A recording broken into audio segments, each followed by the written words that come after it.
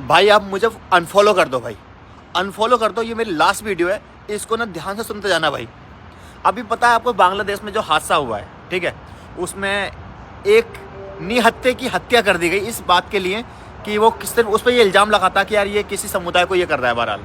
और वो इंसान हिंदू था, हिंदू से पहले वो इंसान था, तो उसे मार दिया गया। तो मेरे पास ऐसे डीएम आने लगे फेसबुक पे, मैसेंजर में, कि तू मुल्ला है, तू क्यों नहीं बोल रहा है, अब नहीं बोलेगा, तू ये नहीं बोलेगा। पहला सवाल, आपने मुझे क्यों फॉलो किया है? ट्रैवल के लिए?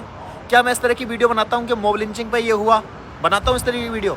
क्या मैं ये वीडियो बनाता हूँ किसी मुसलमान के साथ ऐसे हुआ? मेरे चैनल पर इस तरह की वीडियो नहीं है, तो आप मुझसे ये उम्मीद क्यों कर रहे हो?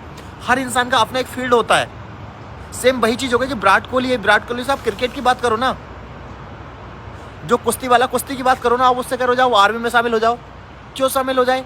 लेकिन हाँ, आपको मेरा ओपिनियन जानना था ना हिंदू मुस्लिम पे, कि इस मुल्ले का यानी मेरा ओपिनियन क्या है हिंदू मुस्लिम पे।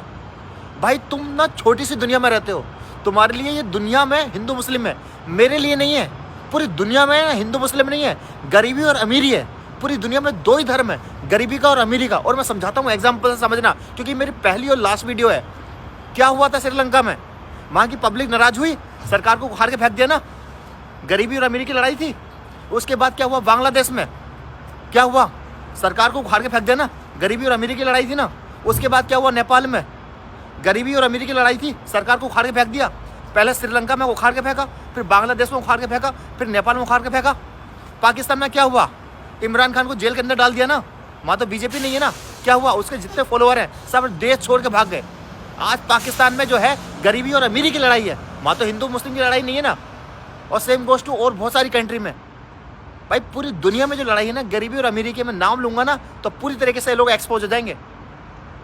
किसी भी देश में 50-100 जो मालदार लोग हैं उनको हटा दोगे ना, तो लोगों के पास रोजी रोटी नहीं है खाने के लिए, 15,000 की नौकरी नहीं है।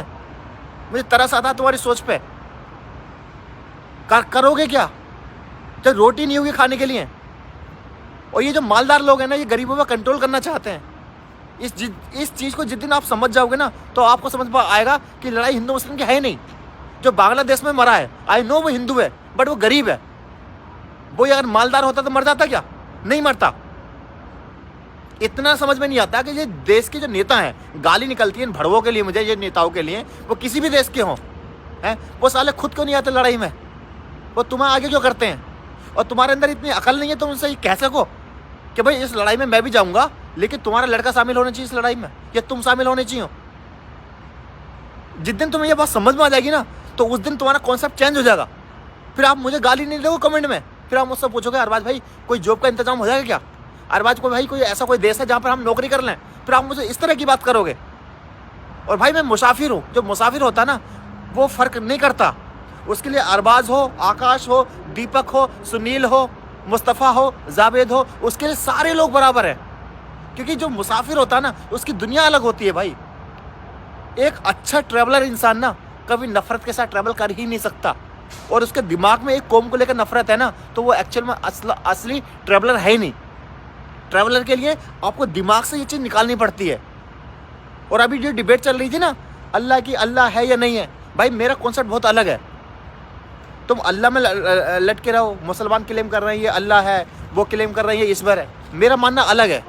एक बारबेसन है, एक पावर तो है जो दुनिया को चला रही है, और इसको मैं नहीं कर रहा हूँ। इस पे तो जो तुम्हारे की एलन मास्क है वो भी एग्री हो गया इस बात पे तो आइंस्टाइन भी एग्री हो गया।